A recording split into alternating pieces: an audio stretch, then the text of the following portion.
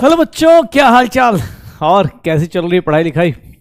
सब बढ़िया। तो भैया केमिकल इक्विलिब्रियम भी ख़त्म करते हैं आज। हाँ, तो भैया ये 6 चैप्टर भी ख़त्म, 6 चैप्टर फिनिश हो जाएंगे आज। अगले हफ्ते आयनिक इक्विलिब्रियम चालू करेंगे, अगले हफ्ते आयनिक इक्विलिब्रियम चालू करेंगे। कल ही तो शुरू किया था केमिकल इक्विलिब्रियम सर, इतना हाँ इतना टेंशन। केमिकल इक्विलिब्रियम कल ही शुरू किया है, लेकिन भाई छोटी छोटी और प्यारी प्यारी चीज़ें करी थी केमिकल इक्विलिब्रियम में। अगर याद करोगे तो बहुत छोटी छोटी चीज़ें करी थी सर। केमिकल इक्विलिब्रियम में इक्विलिब्रियम कांस्टेंट पढ़ा था, ये पढ़ लिया था। अगर याद करो केमिकल इक्विलिब्रियम में कोई भी रिएक्शन दी हुई है, अगर कोई रिएक्शन दी हुई है तो हमने फटाफट एक बार रिवाइज कर लेते सर। इसमें केसी पढ़ा था, कॉन्सेंट्रेशन के टर्म में लिखते हैं। केसी पढ़ा था, कॉन्सेंट्रेशन के टर्म्स में लिखते हैं, कॉन्सेंट्रेशन के टर्म्स में लिख देते हैं सर। केपी प्रेशर के टर्म्स में लिखते हैं सर, केपी प्रेशर के टर्म्स में लिखते हैं, प्रेशर के टर्म्स में लिखते हैं। और अगर इसकी बात करी जाए के काई, तो मोल फ्रैक्शन ऑफ सी की power C, mole fraction of D की power D, mole fraction of A की power A, mole fraction of B की पावर बी हो जाएगा। तो ऐसे हमने 3 तरीके से इक्विलिब्रियम कांस्टेंट निकाले थे, केसी, केपी और के काई, केसी, केपी और के काई, केसी, केपी और के काई। सर याद कीजिएगा, केसी, केपी और के काई, इनके बीच का रिलेशन भाई पढ़ा था हम लोगों ने सर। इसके केस में Kp is nothing R T into delta n g, या फिर K chi P total upon delta n. यही था सर, यही था ना अपने पास। याद करो, ये सब छोटी छोटी चीजें पड़ी थी। इक्विलिब्रियम कांस्टेंट लिखना है, प्रोडक्ट अपॉन रिएक्टेंट लिखना है, रेज टू देयर स्टोइचियोमेट्रिक कोएफिशिएंट। अब केसी, केपी, के का ये सब को हम लोग बोलते हैं एक साथ, अगर एक साथ कंबाइन किया जाए, एक साथ कंबाइन किया जाए तो that is known as equilibrium constant. ये किस पे डिपेंड करता है सर? टेम्परेचर पे डिपेंड करता है, टेम्परेचर पे डिपेंड करता है, स्टोइचियोमेट्री पे डिपेंड करता है। किस पे डिपेंड करता है? स्टोइचियोमेट्री पे डिपेंड करता है सर। ये किस पे डिपेंड करता है? मोड ऑफ रिप्रेजेंटेशन पे डिपेंड करता है, एंड सर स्टेप्स पे डिपेंड करता है। 4 फैक्टर्स पे इक्विलिब्रियम कांस्टेंट डिपेंड करता है। अगर रिएक्शन को रिवर्स करते हो तो इक्विलिब्रियम कांस्टेंट रेसिप्रोकल हो जाता है। रिएक्शन को रिवर्स करोगे इक्विलिब्रियम कांस्टेंट रेसिप्रोकल हो जाएगा। रिएक्शन को ऐड करोगे इक्विलिब्रियम कांस्टेंट मल्टीप्लाई हो जाएगा। रिएक्शन को सर अगर रिएक्शन को मतलब किसी नंबर से मल्टीप्लाई कर दोगे, इक्विलिब्रियम कांस्टेंट की पावर उतनी हो जाती है। अगर इक्विलिब्रियम रिएक्शन को डिवाइड करोगे, इक्विलिब्रियम कांस्टेंट की पावर 1 बाय दैट नंबर हो जाती है। याद आ रहा है? सबसे पहले तो हमने ये पढ़ा कि इक्विलिब्रियम कांस्टेंट उसकी चीज़ें कैसे फ्लक्चुएट करती है, टेम्परेचर, स्टोइचियोमेट्री, मोड, स्टेप्स, इन सब पे फ्लक्चुएट करती हैं। फिर हमने ये भी देखा कि इक्विलिब्रियम सर 2-3 टाइप का था, फिजिकल इक्विलिब्रियम था, केमिकल था, आयनिक था। आयनिक आ जाएगा अगले हफ्ते, लेकिन अभी फिजिकल की बात करेंगे तो फिजिकल, केमिकल और आयनिक में देखेंगे तो फिजिकल केमिकल में क्या क्या आएगा सर? फिजिकल में सिर्फ सॉलिड लिक्विड का इक्विलिब्रियम, लिक्विड गैस का इक्विलिब्रियम, गैस लिक्विड का इक्विलिब्रियम। सर ये सब क्या था? जितना आप फॉरवर्ड जाएंगे उतना ही अगर आप बैकवर्ड आ जाएं, जितना आप फॉरवर्ड जाएं उतना ही अगर आप बैकवर्ड आ जाएं तो उसी को क्या बोलेंगे सर? केमिकल इक्विलिब्रियम बोलेंगे। और सर फिजिकल में फिजिकल चेंज के ऊपर, केमिकल में केमिकल चेंज के ऊपर हम लोग लास्ट क्लास में ये बात कर रहे थे। फिर हमने पढ़ा सर इक्विलिब्रियम कांस्टेंट का यूनिट क्या होगा, यूनिट ऑफ इक्विलिब्रियम कांस्टेंट कैसे निकालते हैं सर? केसी का यूनिट क्या होगा? कॉन्सेंट्रेशन की power delta n. Sir Kp का यूनिट क्या होगा? प्रेशर की power delta n g, pressure की power delta n g. K chi क्या होता है सर? ये यूनिटलेस होता है। क्यों? क्योंकि मोल फ्रैक्शन क्या होता है? यूनिटलेस होता है। केपी, केसी, के काई सब कुछ निकाल सकते हैं, केपी, केसी, के काई सब कुछ निकाल सकते हैं। अरे भैया देख लो, केसी, केपी, के काई ये सब कुछ आ जाएगा। मुझसे किसने बोल दिया कि सर ये चीजें देख लीजिएगा? अब देखना अपने को सर केसी, केपी, के काई। मुझसे बोला गया, एक और चीज़ बोली गई कि सर एक काम और कर सकते हैं, एक काम और कर सकते हैं। केसी हो गया, केपी हो गया, के काई हो गया, ये छोटी मोटी चीज़ें निकाल दी, यूनिट्स निकाल दी। अब अगर इक्विलिब्रियम कांस्टेंट की वैल्यू देखी जाए तो इक्विलिब्रियम कांस्टेंट की वैल्यू देख के हम बता सकते हैं कि सर एक्सटेंट ऑफ रिएक्शन कहाँ तक हुआ है।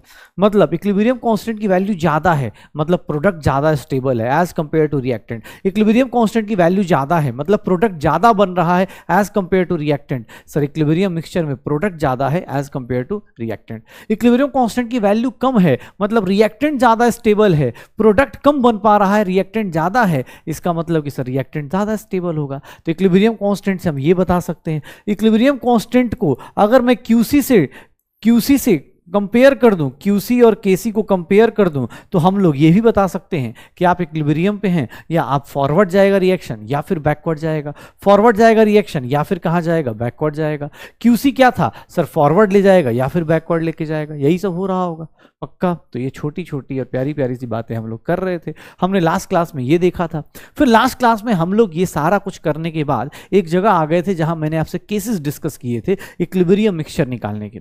उनमें से मैंने 4 केस आपको डिस्कस कर दिया था, उन चारों केसेस को एक बार फिर से देखते हैं।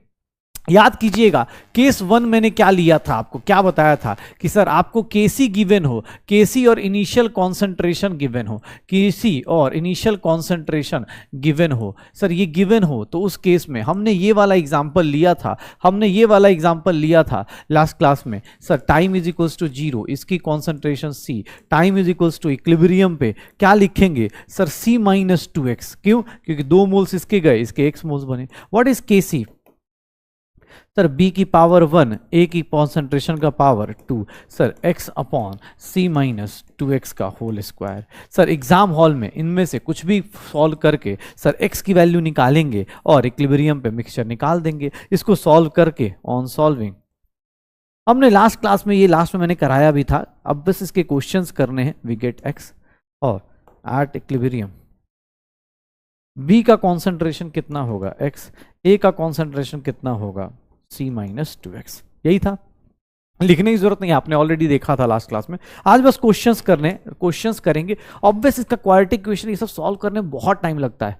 इवन मैं जो क्वेश्चंस लेके आया वो एनसीईआरटी के क्वेश्चंस हैं, तो भाई इसको सॉल्व करने में और ज्यादा टाइम लगता है, तो इसलिए बोल रहा हूँ थोड़ा आराम से देखिएगा। इक्विलिब्रियम मिक्सचर में केस 2 की बात करूं, केस 2 में क्या होगा, तो सर केस 2 में केसी की बात करेंगे, सर यहाँ केपी गिवन होगा या इनिशियल प्रेशर गिवन हो, केपी और इनिशियल प्रेशर गिवन हो, तो इस केस में इनिशियल प्रेशर गिवन हो, ये दोनों लोग गिवन होते हैं, तो इस केस में क्या हो जाएगा सर, ये देखेंगे गैस होगा, बी गैस होगा। टाइम इज इक्वल्स टू 0 पे मान लो इसका कॉन्सेंट्रेशन प्रेशर P है, time is equals to equilibrium पे, सर प्रेशर को भी नंबर ऑफ मोल्स की तरह ट्रीट कीजिए, ये x हो गया। What is Kp? Sir pressure of B, pressure of B, pressure of B और प्रेशर ऑफ A की power whole square. Sir x upon P minus 2x का whole square, x upon P minus 2x का whole square. Again इसको solve करेंगे, on solving we get, on solving we get x। इसको सॉल्व करने के बाद क्या मिलेगा, x मिलेगा। और एट इक्विलिब्रियम हम सब कुछ निकाल सकते हैं, एट इक्विलिब्रियम हम सब कुछ निकाल लेंगे। सर प्रेशर ऑफ B कितना होगा, x होगा, प्रेशर ऑफ A कितना होगा, तो that will be P minus 2x होगा। ये हमने थर्ड केस, सेकंड केस कर लिया। थर्ड केस में क्या किया था कि सर केस थर्ड में ये था, केस थर्ड में ये था कि सर गलती से आपको केसी गिवन हो और इनिशियल मोल्स दिया हो, तो गलती से भी आप मोल्स मत डायरेक्ट पुट कर देना, केसी गया हो और इनिशियल मोल्स दिया हो। तो ये लास्ट केस में हमने ये किया था कि भैया इसको ना गलती से ये मत कर देना कि सर ये देखिए time is equals to 0, n moles 0 0, time is equals to equilibrium पे, ये सब सही सॉल्व कर रहे हो, बट केसी का expression x upon n minus 2x मत लिख देना, गलत हो जाएगा। यहां पर केसी का एक्सप्रेशन जब लिखोगे तो x अपॉन v लिखोगे और ये क्या रख दोगे n minus 2x upon n minus 2x upon v का होल स्क्वायर रख दोगे। सर इसको सॉल्व करके आप केसी निकालोगे, इसको सॉल्व करके आप क्या निकालोगे, केसी निकालोगे, इसको सॉल्व करके क्या निकालोगे, केसी निकालोगे। तो देख लो अपने पास केपी हो, केसी हो, केकाई हो, जैसे सॉल्व करना है। 3 तरीके बताए गए थे। कैसे क्वेश्चंस आएंगे, चौथा तरीका भी बताया था, केस 4 भी बताया था। आज बस 2 केस डिस्कस करेंगे और फिर ली चैटलियस प्रिंसिपल पे चलेंगे, क्वेश्चंस करेंगे फिर ली चैटलियस प्रिंसिपल। ये देखना केस 4 क्या था कि सर केपी की वैल्यू गिवन हो, लेकिन केपी की वैल्यू गिवन हो, इनिशियल मोल्स दिए हो, ध्यान सुनिएगा, इनिशियल मोल्स गिवन हो आपको, सर मैंने ये वैल्यूज देख के करे और पी टोटल गिवन हो, P टोटल गिवन हो, तो उस केस में आप सेम रिएक्शन को जब लिखने जाएंगे तो यहां पर आपको मैंने बोला भी था कि सर यहां डॉल्टन्स लॉ लगता है। यहां पर क्या करेंगे, n है ये 0, time is equals to equilibrium पे n माइनस 2x लिखेंगे, ये x लिखेंगे। बट केपी का एक्सप्रेशन कैसे लिखा जाएगा, तो मैंने लास्ट क्लास में बताया भी था, प्रेशर ऑफ बी और प्रेशर ऑफ ए को whole square. Sir pressure of B direct नहीं निकाल सकते, क्यों? क्योंकि सर वो मोल्स गिवन है, यहां मोल गिवन है, तो मोल से प्रेशर कैसे लेके आएंगे, तो यहां पर सर एन टोटल इक्विलिब्रियम पे टोटल मोल्स कितने होंगे, सर सबके मोल्स ऐड कर दो, टोटल मोल्स कितने होंगे n माइनस एक्स। Sir what is partial pressure of A, sir क्या हो जाएगा, mole fraction of A into P total होगा, sir partial pressure of A n minus 2x upon n minus x into P total, यही होगा शायद। Sir pressure of B लेंगे तो क्या होगा, mole fraction of B into क्या हो जाएगा, पी टोटल, और ये क्या होगा sir x upon n minus x into P total हो जाएगा, इंटू पी टोटल हो जाएगा, यही होगा सर। ये देख लीजिए, यही सब छोटी छोटी चीजें आएंगी। अब यहां पर partial pressure of B put करेंगे x upon n minus x into P total. बहुत रेयर है ये सब क्वेश्चंस आए नीट में, लेकिन हाँ भाई आ सकते हैं, पढ़ के रखना चाहिए। सर अभी टाइम है तो कर सकते हैं, अभी टाइम है तो कर सकते हैं, बाकी तो बाद में देखेंगे, नहीं आएगा तो फिर तो। ये कौन सा रूल था, ये कौन सा लॉ था, ये कौन सा लॉ था, ये Dalton's law of partial pressure है, ये Dalton's law of partial pressure है, ये Dalton's law of partial pressure है, ये Dalton's law of partial pressure है, Dalton's law of partial pressure. पक्का हो जाएगा। तो केपी हो गया, केसी हो गया, ये निकाल लो अपने पास। ये 4 केसेस हमने किए थे, तो चलो एक बार देखते हैं इसके ऊपर एनसीईआरटी में कैसे कैसे क्वेश्चंस दिए गए हैं। ध्यान सुनिएगा, एनसीईआरटी के एग्जांपल का question, A 3 mole of PCl5 is kept in 1 litre. देखो याद रखना, मोल दिया है और वॉल्यूम दिया है। 1 लीटर है तो लोगे नहीं लोगे कोई फर्क नहीं पड़ेगा, लेकिन पता होना चाहिए। Allowed to attain equilibrium, calculate the composition of mixture at Kc is equals to this। Sir कैसे सॉल्व करेंगे, अब आपको रिएक्शन पता होना चाहिए। PCl5 डिकम्पोज करता है PCl3 प्लस Cl2 में। सर इनिशियल मोल्स दिया हुआ है, इनिशियल मोल्स क्या, कॉन्सेंट्रेशन ही दिया हुआ है, 3 मोल्स पर लीटर लिखा हुआ है, तो ये 0 0 हो गया। Time is equals to equilibrium पे। देखो बेटा आपको ये लिखने आना चाहिए, मेरा काम इतने पे खत्म हो जाएगा। केसी का एक्सप्रेशन क्या होगा, concentration of PCl3 concentration of Cl2 upon PCl5, यही लेंगे। सर ये PCl3 x into x upon, और दिस इज इक्वल्स टू 1.80। इसको सॉल्व करना कि ये सर ये सॉल्व करके कितना आएगा, वो क्वाड्रेटिक सॉल्व करना हमारा अब काम नहीं रहा। एग्जाम हॉल में आप कर लीजिएगा, आपको ही पता है क्वाड्रेटिक सॉल्व हो जाएगा, लेकिन हाँ आपको ये लिखने आना चाहिए, इस इक्वेशन को लिखने आना चाहिए, क्योंकि मैं आपको आज सिखाने आया हूं कि कैसे इस क्वेश्चन में, देखो एनसीईआरटी का क्वेश्चन है, ऑब्वियसली डेटा बहुत बेकार सा है, कैलकुलेट करने जाएंगे वो सारा एक्सपेरिमेंटल डेटा डाल दिया इन लोगों ने। अब यार वो कैलकुलेट करने में बहुत टाइम लग जाएगा। रियल एग्जाम में आएगा तो ईजी क्वेश्चन आएंगे, लेकिन हाँ पता होना चाहिए कैसे निकालते हैं, किस तरह से निकालते हैं। जैसे इस क्वेश्चन में क्वाड्रेटिक सॉल्व करेंगे आंसर आएगा, अब वो सॉल्व करने में टाइम लगेगा, ठीक है मान लेते हैं हमसे सॉल्व हो जाएगा, ठीक है ना। नहीं तो देखो ना तुमसे इजी क्वेश्चन ही पूछा जाएगा ना। ये भी एनसीईआरटी का अगेन एग्जांपल है, अगेन एनसीईआरटी के एग्जांपल। एनसीईआरटी के एग्जांपल इसलिए ज्यादा हमें करने हैं क्योंकि आपको ही पता है आज के टाइम पे वो लोग ज्यादा मेहनत नहीं करते, वो लोग सीधा सीधा एनसीईआरटी का एग्जांपल उठाते हैं और सीधा सीधा क्वेश्चन उठा के डाल देते हैं। तो ये देख लीजिएगा, इक्विलिब्रियम पार्शियल प्रेशर निकालना है, कैसे निकालें सर, देखेंगे क्या लिखा हुआ है, क्या लिखा हुआ है सर, देखो CO2 gas plus carbon solid, क्या दिया हुआ है 2CO गैस दिया हुआ है, इसका KP दिया हुआ है, इसका KP दिया गया है, टाइम इज इक्वल्स टू 0 पे इसका प्रेशर कितना दिया गया है 0.48 बार, ये कितना है 0। सर एक बात बताइएगा, सॉलिड को लेने की जरूरत है क्या, नहीं सर। इक्विलिब्रियम पे क्या करूंगा सर, इसमें से अगर x गया तो इसका कितना बन जाएगा 2x हो जाएगा। सर इसका x मोल अगर गया तो इसका 2x प्रेशर बनेंगे। सर बताएंगे what is the expression of KP, KP is nothing pressure of CO का whole square upon pressure of CO2। Sir 2x का whole square upon sir CO2 कितना हो जाएगा 0.48 माइनस x। सर अब NCERT का question again यहां पर बदमाशी करेगा,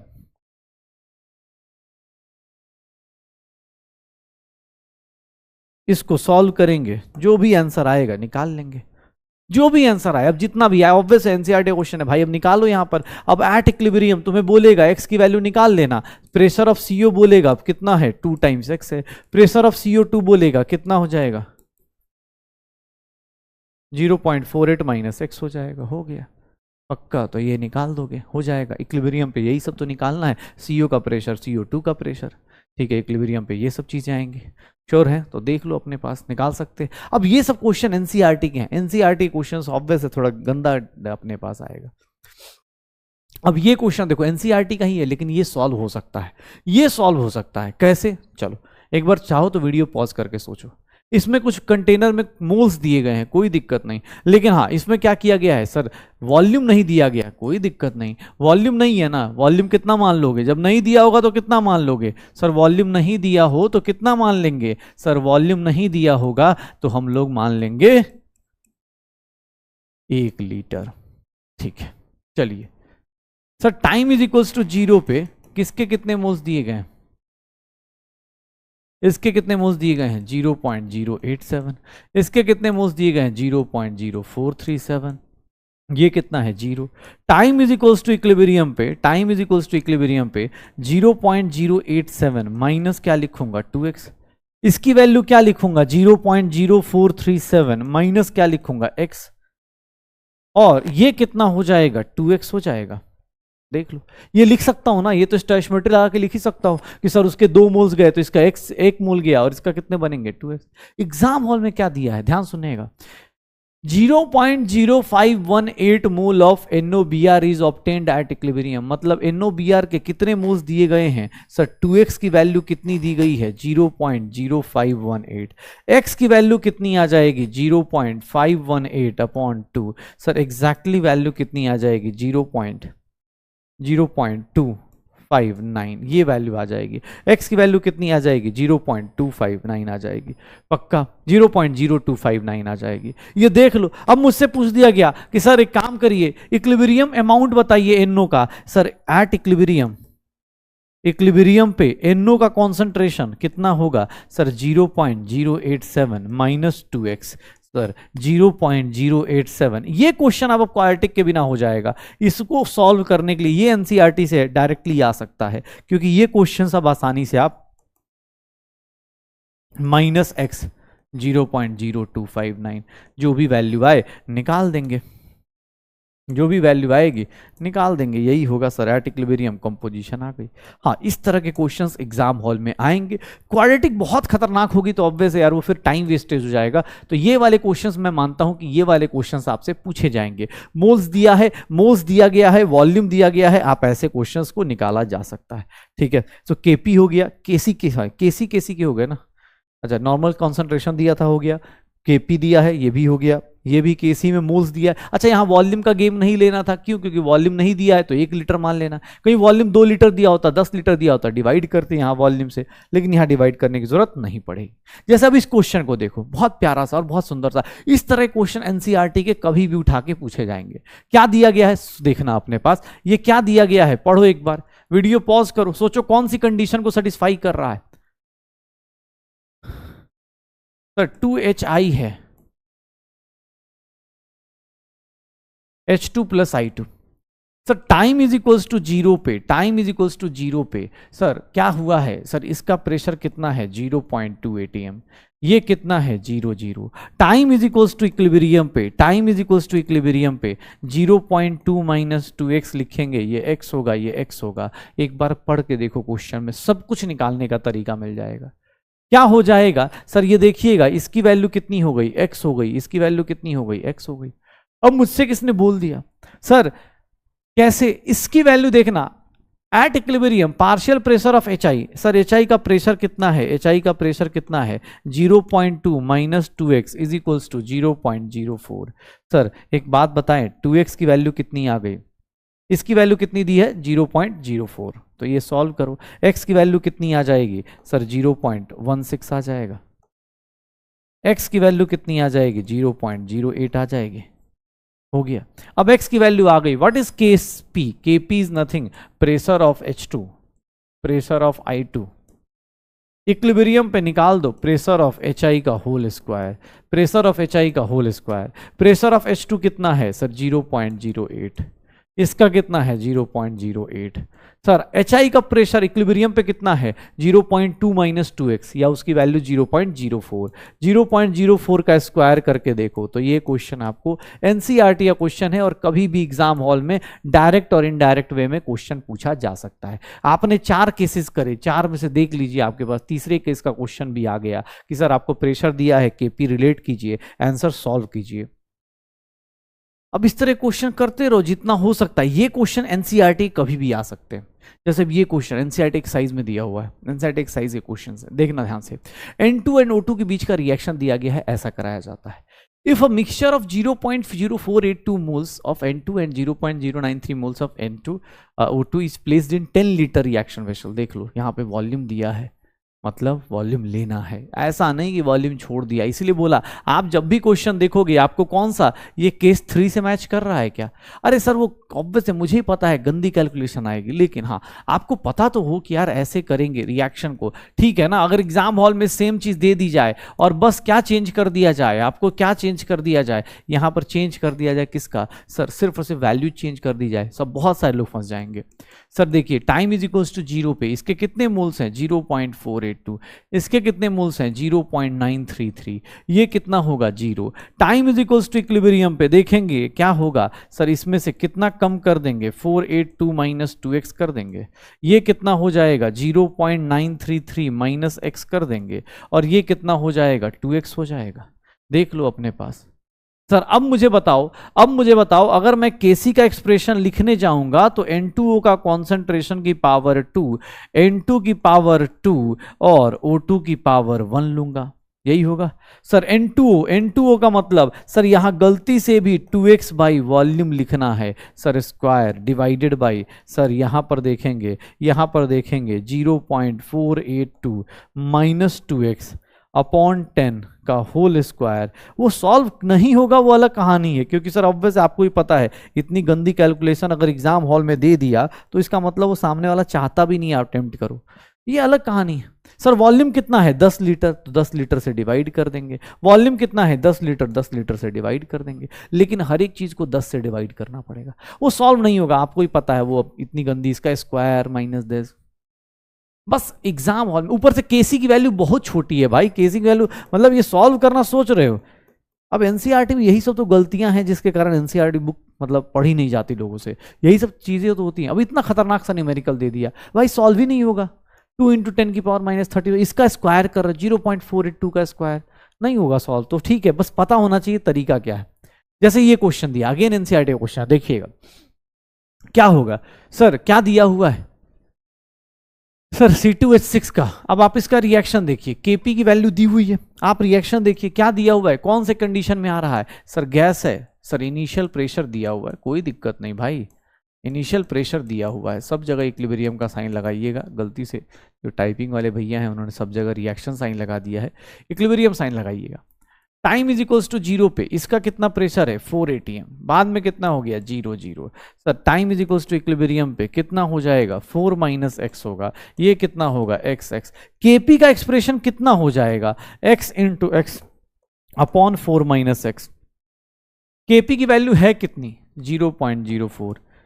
सर अब इसको सॉल्व करना, x square 4 minus x is equals to, इसको सॉल्व करना आपका काम नहीं है। एग्जाम हॉल में जब क्वेश्चन आता है तो इजी आता है, कोई बोले सर आप तो कोई क्वेश्चन सॉल्व ही नहीं कर रहे, उसके पास पीछे का रीजन ये है कि भाई एग्जाम हॉल में इजी सा आएगा, इतना खतरनाक सा इतना गंदा सा नहीं आता है, ठीक है, कि आप बैठ के क्वाड्रेटिक सॉल्व कर रहे हैं। लो एग्जाम हॉल का क्वेश्चन ये पूछ दिया जाएगा, एग्जाम हॉल में क्वेश्चन ये पूछा जाएगा, ये सॉल्व होना चाहिए। आप वीडियो पॉज करके अटेम्प्ट करना चाहते हैं तो अटेम्प्ट कर लीजिए। एट इक्विलिब्रियम है, इक्विलिब्रियम आप वीडियो पॉज करके अटेम्प्ट करना चाहते हैं अटेम्प्ट कर लीजिएगा। क्या है sir N2H2 plus I2 and that will react to form 2HI। Time is equals to 0 पे, टाइम इज इक्वल्स टू 0 पे ये कितना है 15 मोल है, ये कितना है 5.2 मोल है, और ये कितना हो गया 0। Time is equals to equilibrium अगर लेते हैं तो इस केस में 15 माइनस एक्स, ये 5.2 माइनस एक्स, और ये कितना हो जाएगा सर, ये कितना हो जाएगा 2x हो जाएगा। पक्का सर मोल्स ले रहे हैं। सर देखना इक्विलिब्रियम पे HI का कॉन्सेंट्रेशन कितना दिया है 10 मोल्स, मतलब 2x की वैल्यू कितनी दे दी गई है 10, तो x की वैल्यू कितनी आ गई 5। एग्जाम हॉल में ऐसे क्वेश्चंस आएंगे। सर इक्विलिब्रियम पे इसकी वैल्यू कितनी हो गई 15 माइनस 5 कितना हो गया 10 हो गया। सर ये कितना हो गया 5.2 माइनस 5 कितना हो गया सर 0.2 हो गया, और ये इसकी वैल्यू कितनी दी हुई है 10 दी है। सर चलिए के क्या निकालना है, केसी निकालना है ना, इक्विलिब्रियम कांस्टेंट। सर क्या हो जाएगा सर HI का कॉन्सेंट्रेशन का होल स्क्वायर, HI का कॉन्सेंट्रेशन का whole square, H2 into I2, ये हो गया सर। HI का concentration 10 into 10 divided by 10 times into 0.2 गया, ये कैंसिल, ये डेसिमल ऊपर कितना आ जाएगा 50। एग्जाम हॉल में ये न्यूमेरिकल्स आते हैं भाई साहब। कोई सोचे कि अलग न्यूमेरिकल, भाई यही सब न्यूमेरिकल आएंगे, छोटे छोटे न्यूमेरिकल्स आएंगे, कर लो। एग्जाम हॉल के न्यूमेरिकल्स ये होते हैं। एनसीईआरटी तो ऑब्वियस है ना भाई, वो मतलब बुक छाप दी है उन्होंने, अब सारे डेटा उन्होंने ओरिजिनल लिए, उनको लगता है कि हम कोई गलत डेटा ना दें, एग्जाम सॉल्व करने वाला ना दें, एग्जैक्ट एक्सपेरिमेंटल डेटा देंगे, तो ऑब्वियस एक्सपेरिमेंटल डेटा में तो फिर ऑब्वियस न्यूमेरिकल सॉल्व ही नहीं होंगे। अब जैसे ये एनसीईआरटी का, फिर से एनसीईआरटी क्वेश्चन है, सॉल्व करोगे भाई साहब सर दर्द हो जाएगा। लेकिन हाँ बहुत प्यारा सा क्वेश्चन है, बहुत सुंदर सा क्वेश्चन है। इस क्वेश्चन को देखिए, PCl5 है, इंट्रोड्यूस हुआ इवैक्यूएटेड वेसल में, after equilibrium concentration of PCl5 was found to be 0.05। If case is this calculate this, कैसे निकालेंगे? बहुत प्यारा सा क्वेश्चन, जो लोग ट्राई करना चाहते एक बार करो। कैसे होगा सर? देखिए ना, PCl5 रिएक्शन करेगा तो क्या बनाएगा? डिकम्पोज कर रहा है, रिएक्शन क्या कर रहा है? डिकम्पोज। सर इनिशियली तो पता ही नहीं है ये कितना है, कोई दिक्कत नहीं, इनिशियल की जरूरत ही नहीं है। क्यों? क्योंकि सर कुछ भी मान लो y मान लिया, ठीक है, तो ये 0 0 हो गया। सर इनिशियल छोड़ नहीं पता, इक्विलिब्रियम पे आए तो इक्विलिब्रियम पे y माइनस एक्स होगा, तो ये क्या हो गया x, और ये x। ये y माइनस एक्स की वैल्यू कितनी दी गई है? ध्यान सुनिएगा, y माइनस एक्स की वैल्यू कितनी दी गई है? 0.05 दे दिया गया है एग्जाम हॉल में। x और x नहीं पता। सर व्हाट इज केसी? केसी की वैल्यू क्या लेंगे? केसी की वैल्यू क्या लेंगे सर? केसी की वैल्यू क्या होगी? x into x upon sir 0.05 लेंगे क्या? सर ये y क्या है मुझे नहीं मालूम, लेकिन इसकी वैल्यू दी हुई है। Sir what is x? केसी की वैल्यू कितनी है? केसी की वैल्यू कितनी है सर? 8.3 इंटू 10 की power minus 3 into 0.05 is equals to x square आ गया। तो x की वैल्यू निकाल दो, कितना आ जाएगा? अब वो कैलकुलेशन बिकॉज ऑफ एनसीईआरटी हम लोग इतना ज्यादा मेहनत नहीं करेंगे। x की वैल्यू आ गई तो इक्विलिब्रियम पे मिक्सचर सबका आ गया। आप देख लो इक्विलिब्रियम, देखो एग्जाम हॉल में क्या अच्छा कॉन्सेप्ट क्या था, इनिशियल नहीं दिया कोई फर्क नहीं पड़ रहा, इनिशियल नहीं दिया कोई दिक्कत नहीं, भूल जाओ इनिशियल को। तुम्हें ये तो दिया है ना, तुम्हें y से क्या मतलब है? नहीं मतलब, सर पूछ ही नहीं रहा तो बताना भी नहीं, अपने को बुरा मान जाओ। नहीं दिया तो नहीं बताएंगे, बस नहीं बताएंगे, हो गया काम खत्म, ठीक है। y माइनस एक्स ऐसे करके लिखो, ये देखिएगा एट 700 डिग्री से, बहुत ही प्यारा सा। एनसीईआरटी के कुछ क्वेश्चंस ऐसे हैं ना जो बहुत अच्छे से क्वेश्चंस हैं। जैसे इस क्वेश्चन को देखो, मैं चाहता हूं एक बार पहले आप अपना दिमाग लगाओ, फिर मैं बताता हूं आपको।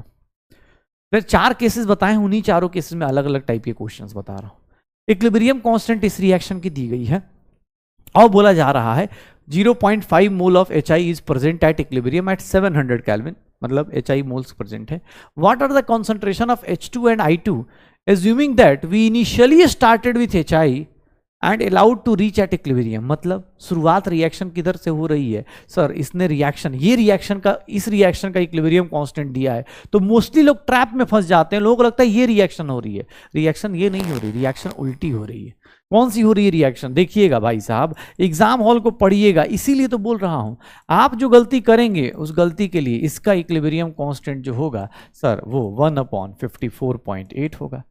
क्यों लिखा है ऐसा? क्योंकि सर उसने रिएक्शन को पढ़ोगे, ध्यान से लिखो क्या लिख रहा है। What are the concentration of H2 initially started with HI। Reaction start किधर से हो रही है? इस डायरेक्शन से हो रही है, तो मैं इस रिएक्शन का लिखूंगा और इस रिएक्शन का इक्विलिब्रियम कांस्टेंट इस रिएक्शन के अपोजिट चलेगा, रेसिप्रोकल चलेगा। अब sir time is equals to 0 पे मुझे नहीं पता ये इनिशियली कितना था कितना नहीं था। मान लो y ले लिया, ये 0 0। Sir time is equals to equilibrium पे, ध्यान सुनिएगा, time is equals to equilibrium पे y माइनस 2x, ये x। Sir y minus 2x की वैल्यू कितनी दी गई है? 0.5। अभी जस्ट ऐसा ट्रीट किया था। इक्विलिब्रियम कांस्टेंट क्या है? 1/54.8। ये कितना हो जाएगा sir? x into x upon 0.5। Sir कितना हो गया? X square is nothing 0.5/54.8। Solve करेंगे x की वैल्यू आ जाएगी, सॉल्व करेंगे x की वैल्यू आ जाएगी, निकाल दो। सॉल्व करेंगे x की वैल्यू आ जाएगी, निकाल देना, पक्का हो जाएगा सर, श्योर हो? चलो ठीक है, देखते हैं। तो हम लोगों के पास 4 केसेस हुए, उन 4 केसेस के ऊपर हमने वर्क किया और आंसर निकाल दिया। अब 5वें और 6ठे केस को पढ़ने से पहले हमें एक छोटी सी चीज जाननी है और that is known as degree of dissociation. Degree of dissociation already हमने कहीं पढ़ा हुआ था, अल्फा। अल्फा हमने सॉल्यूशन चैप्टर में भी पढ़ा है। ये क्या बताता है? ये बताता है कितने मॉलिक्यूल्स, किस पे डिफाइंड होता है? Defined as fraction of molecules. ध्यान सुनिएगा, fraction of molecules, fraction of molecules undergoing, fraction of molecules undergoing, fraction of molecules undergoing dissociation. किसने किसके? Undergoing dissociation from 1 mole. किसके रिस्पेक्ट में? 1 मोल के रिस्पेक्ट में। अल्फा जब भी degree of dissociation word use कर देगा ना, तो आपको 1 मोल लेने की आजादी मिल जाती है। मतलब जैसे अभी इससे पहले जितना कर रहे थे उसमें मोल्स दिया नहीं है तो सोचना पड़ रहा था। यहां पर अगर अल्फा कॉन्सेप्ट आ गया ना, तो आप 1 मोल के लिए अल्फा ले लेते हैं। क्यों? अल्फा यही बताता है degree of dissociation. Alpha 2-3 term में होता है, परसेंटेज में होता है और अल्फा फ्रैक्शन में होता है। अल्फा फ्रैक्शन में होता है, याद रखिएगा। जितने भी न्यूमेरिकल सॉल्व कीजिएगा अल्फा फ्रैक्शन लेके चलिएगा, और अल्फा फ्रैक्शन कुछ नहीं, परसेंटेज को कितने से डिवाइड करना होता है? 100। न्यूमेरिकल्स में ये यूज होता है। न्यूमेरिकल्स में जितने भी न्यूमेरिकल्स लोगे उन सब में क्या यूज होगा? अल्फा फ्रैक्शन यूज होगा। परसेंटेज बाई क्या हो जाएगा? 100 हो जाएगा। परसेंटेज बाई क्या हो जाएगा? 100 हो जाएगा। तो अल्फा क्या है sir? Defined as fraction of molecules undergoing dissociation in from 1 mole. 1 mole से कितना डिसोसिएट हो रहा है उसी को क्या बोलेंगे? अल्फा बोलेंगे। अल्फा परसेंटेज ले लो चाहे अल्फा फ्रैक्शन ले लो, फ्रैक्शन में लोगे तो यूज्ड इन न्यूमेरिकल्स, फ्रैक्शन में ही यूज करना है।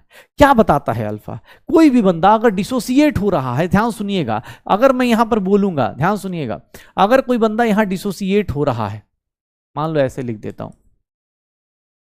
A3B2 है, ये डिसोसिएट हो रहा है AB2 AB प्लस A2B, ऐसे डिसोसिएट हो रहा है। सर अगर मैं बोलता हूं, ध्यान सुनना, अगर अल्फा मुझे इसका पता है कि सर इसका अल्फा 40% है या 40% है, तो 40% मतलब अल्फा 40% दिया है तो 40/100 0.4 कर दूंगा।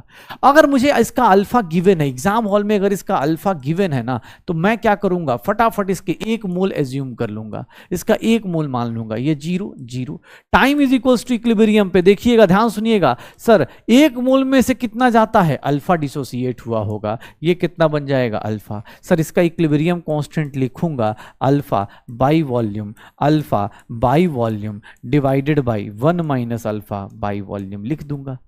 सर आपको किसी ने तो बताया ही नहीं कितने मोल्स थे, मुझे फ्रैक्शन, डिग्री ऑफ फ्रैक्शन, तुमने सिर्फ अल्फा बता दिया ना, मैंने मान लिया सामने वाले के कम से कम 1 मोल तो लेके चलोगे ही चलोगे, 1 मोल तो लेके चलोगे ही चलोगे। जैसे ही अल्फा वर्ड यूज किया मैंने मान लिया 1 मोल के रेस्पेक्ट में, यही आजादी मिल जाती है। क्यों? क्योंकि डिग्री ऑफ डिसोसिएशन डिफाइन ही किसके रिस्पेक्ट में होता है? 1 मोल। अगर मैं बोल रहा हूं किसी का अल्फा, जैसे मैं बोलूं पेन का प्राइस 10 रुपया, तो तुम खुद ही इमेजिन कर लोगे ना कि यार सर वर्स्ट केस में क्या होगा? इस पेन का प्राइस 10 रुपये होगा। वर्स्ट केस में क्या होगा? एक ही पेन का प्राइस 10 रुपये होगा।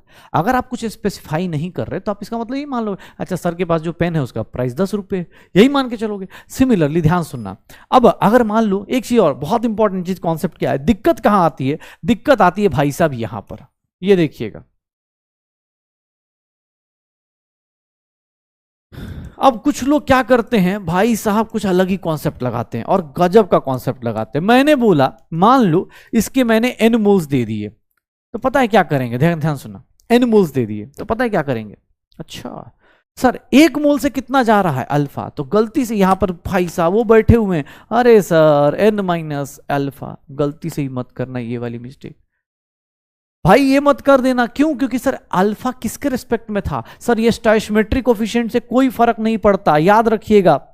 1 मोल से अल्फा गया तो n मोल से कितना जाएगा? n alpha. ये कितना आएगा? n alpha. यहां पर इस केस में नो स्टोइचियोमेट्री, इस केस में कोई स्टोइचियोमेट्री नहीं लगती, ओनली नंबर ऑफ मोल्स। यहां पर हाँ, ये जो प्रोडक्ट बनेगा ये किस पे डिपेंड करता है? Depends on stoichiometry. याद रखिएगा, जो गलती लोग कर देंगे ना वो यहां पर करते हैं। कैसे? अभी देखो दिखाता हूं। स्टोइचियोमेट्री इधर लगा देते हैं, इधर नहीं लगाइएगा सर, इधर नहीं लगाना स्टोइचियोमेट्री। कैसे? देखना, मान लो ये डिकम्पोज हो रहा है, टाइम इज इक्वल्स टू 0 पे सर इसका 10 मोल्स दिया हुआ है और इसका अल्फा गिवन है। अल्फा मतलब क्या हो गया सर? 0.3 गिवन है। अल्फा इसकी डिग्री ऑफ डिसोसिएशन गिवन है। चलो बताओ, अल्फा 0.3 गिवन है, ठीक है। अब बताओ क्या लिखेंगे? इक्वेशन क्या लिखेंगे, केसी केपी कैसे लिखेंगे, ध्यान से देखिएगा सर। शुरुआत में क्या होगा, ये 0 0, time is equals to equilibrium पे, ध्यान सुनना बेटा, 10 माइनस, सर 10 माइनस क्या लिखेंगे, अल्फा लिखूं, 10 माइनस 2 अल्फा लिखूं, 10 माइनस 10 अल्फा लिखूं, बताओ, सोचो, खुद से सोचो, पहले सोचो एक बार क्या लिखूंगा। सर इधर क्या, ये अल्फा 1 मोल के लिए होता है सर, 10 मोल के लिए नहीं होगा, तो ये काट दो। सर ये 2 क्यों, स्टोइचियोमेट्रिक कोएफिशिएंट देख के नहीं लगाते यहां पर, यहां स्टोइचियोमेट्रिक कोएफिशिएंट नहीं देखा जाता, इस साइड नहीं देखना है, इस साइड हमें क्या देखना होता है कि सर 1 मोल से कितना जाता है अल्फा, तो 10 मोल से कितना जाएगा 10 अल्फा। अगर 1 मोल से अल्फा डिसोसिएट करता है तो 10 मोल से कितना करेगा 10 अल्फा। सर अब यहां पर इधर स्टोइचियोमेट्री लगाइए, 2 मोल से 1 मोल, तो सर इधर 10 अल्फा से कितना होगा 10 अल्फा बाई 2, ये कितना हो गया 10 अल्फा बाई 2। अब केसी की वैल्यू निकालेंगे, केसी की वैल्यू ये 5 अल्फा, ये 5 अल्फा, अब निकालते रहिए, 5 alpha into 5 alpha divide by 10 minus 10 alpha, 10 minus 10 alpha, KC की वैल्यू ये आ जाएगी, पक्का निकाल दो, ये हो जाएगा सर, ये हो जाएगा, केसी की वैल्यू ये आएगी। अब आपको कोई भी अपने पास क्वेश्चन करने को बोले, कोई भी क्वेश्चन करने को बोले, आप निकालते रहो, बस याद रखना यहां पर स्टोइचियोमेट्री मत लगा देना, नहीं तो बर्बाद हो जाओगे, नहीं तो बर्बाद हो जाओगे। तो केस नंबर 5 यही है, केस नंबर 5 यही है। अगर आपसे केस 5 कोई बोल दे, ध्यान सुनिएगा, 4 केस किए थे कल, आज उसके न्यूमेरिकल्स कर लिए, केस नंबर 5 की बताता हूं बात। केस नंबर 5 क्या है सर, अगर आपको केसी गिवन है और अल्फा ये भी गिवन है, तो उस केस में कोई भी है, ए बी है, ये टूट के ए प्लस बी बना रहा है, ए प्लस बी बना रहा है, टाइम इज इक्वल्स टू 0 पे, ये एन है तो ये 0 0, time is equals to equilibrium पे, ध्यान सुनिएगा, ये एन माइनस एन अल्फा होगा, ये एन अल्फा होगा, ये एन अल्फा होगा। Sir what will be KC, KC is nothing n alpha into n alpha upon n minus n alpha, यही होगा। वॉल्यूम होगा तो वॉल्यूम से डिवाइड कर देना, नहीं तो वॉल्यूम से नहीं डिवाइड करना। मैं इसको लिख भी देता हूं, पता चला n alpha by volume, n alpha by, क्योंकि ये वॉल्यूम, सर वॉल्यूम भूलना मत, क्योंकि कॉन्सेंट्रेशन लेते हैं भाई साहब, पता चला वॉल्यूम ही मिस कर गए। सर केस नंबर 5 ये होता है। इसका एक अच्छा कॉन्सेप्ट क्या आता है, केस नंबर 6, और वही लास्ट कॉन्सेप्ट होता है केस नंबर 6। सर छठा केस, और उसके बाद हमारा अब ये इक्विलिब्रियम मिक्सचर भी फिनिश हो जाएगा। 6th केस कि सर केपी गिवन है, केपी एंड अल्फा गिवन है, केपी एंड अल्फा गिवन है, और ध्यान सुनिएगा 2 लोगों का रिजल्ट भी आपको याद रखना है, 2 लोगों का रिजल्ट भी आपको याद रखना है, केपी और अल्फा गिवन है। अब मैं आपको देता हूं कोई एक कंपाउंड, जैसे मैंने एक लिख दिया, देखिएगा सर x से 2y, अब इन दोनों लोगों का रिजल्ट देखिएगा, आपको याद रखने के लिए, आपको मन करे तो n से डिराइव कर। सर अगर अल्फा गिवन है तो मैं इसका कितना मोल ले लूंगा, अपने आप ही 1 मोल ले लूंगा। सर अल्फा गिवन है तो मैंने आपको अभी क्या आजादी दी कि आप 1 मोल ले लीजिएगा। सर यहां पर 1 माइनस अल्फा, ये कितना हो जाएगा 2 अल्फा। लेकिन एक बात बताओ, ये तो मोल्स आए ना, केपी का एक्सप्रेशन कैसे लिखोगे, केपी का एक्सप्रेशन कैसे लिखोगे। याद रखिएगा, अगर एक बंदा 2 सेम टाइप के बंदे जनरेट कर रहा है, अगर डिसोसिएट होकर 2y जनरेट कर रहा है, x अगर 2y जनरेट कर रहा है, तो उस केस में सर अल्फा दिया था, मैंने मान लिया। सर 1 मोल क्यों लिया, बिकॉज अल्फा 1 मोल के लिए डिफाइंड था, तो अल्फा उसी के रिस्पेक्ट में लेते हैं। सर यहां स्टोइचियोमेट्री नहीं लगाते, कोई पूछे सर यहां नहीं, ये सर 1 मोल है इसलिए अल्फा कम किया, 10 मोल होता तो 10 मोल में। आपको एक काम करना, घर पे n मोल से स्टार्ट करना, n मोल से n माइनस एन अल्फा, यहां कितना बनेगा 2n अल्फा, डेरिवेशन करके देखिएगा, मजा है। सर यहां पर डायरेक्ट केपी नहीं लिख सकते, कल की क्लास में पढ़ाया भी था, 1 माइनस अल्फा प्लस अल्फा कितना हो गया 1 plus alpha. Sir pressure of y कितना होगा, प्रेशर ऑफ y कितना होगा, mole fraction of y into P total, यही लिखेंगे शायद। सर देखिएगा pressure of y, sir 2 alpha upon 1 plus alpha into P total. Sir pressure of x कितना लेंगे, मोल fraction of x into P total, यही होगा। Sir mole fraction of x अपने moles divide by total moles into P total.